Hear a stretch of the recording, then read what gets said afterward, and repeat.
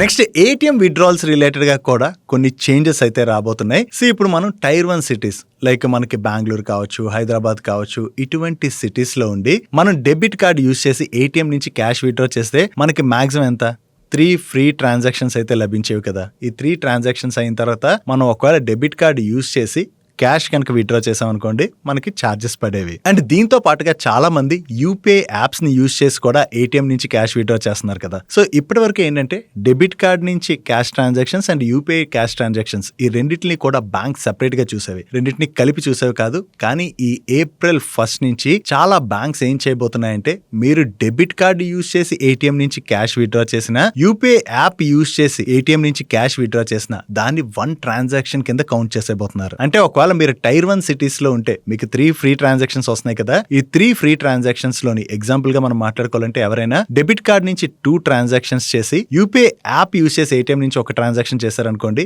మీ 3 transaction limit అన్నది అయిపోతుంది. దాని తర్వాత మీరు డెబిట్ కార్డ్ యూజ్ చేసి మీరు ఏటీఎం నుంచి క్యాష్ విత్డ్రా చేసిన, యూపీఐ యాప్ యూజ్ చేసి ఏటీఎం నుంచి క్యాష్ విత్డ్రా చేసినా కూడా మీకు per transaction 23 rupees plus taxes కింద ఛార్జెస్ అయితే పడనున్నాయి. సో ఇదైతే గుర్తుపెట్టుకోవాలి.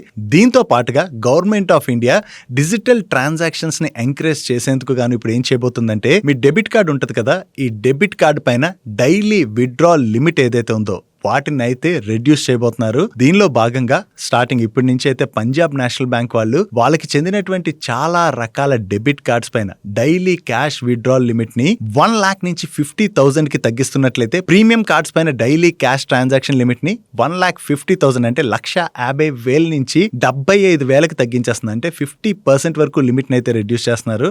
ఒక బ్యాంక్ ఈ విధమైన స్టెప్ తీసుకుందంటే చాలా బ్యాంక్స్ ఇటువంటి ఫుడ్ స్టెప్స్ ని ఫాలో అయ్యి మీ debit card daily transaction limit ని తగ్గించేటువంటి అవకాశం అయితే డెఫినెట్ గా ఉన్నది. నెక్స్ట్ డిజిటల్ ఫ్రాడ్స్ అనేవి మన కంట్రీలో భయంకరంగా పెరిగిపోతున్నాయి కదా. సో వీటిని తగ్గించడానికి ఆర్బీఐ 2 ఫ్యాక్టర్ ఆథెంటికేషన్ అయితే మ్యాండేటరీ చేస్తుంది.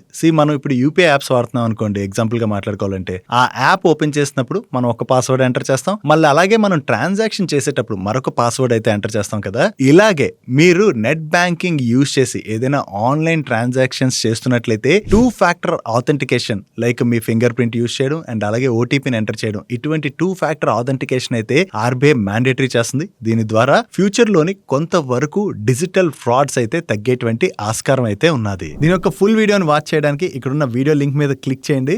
అండ్ ఇటువంటి షార్ట్ అండ్ క్రిస్పీ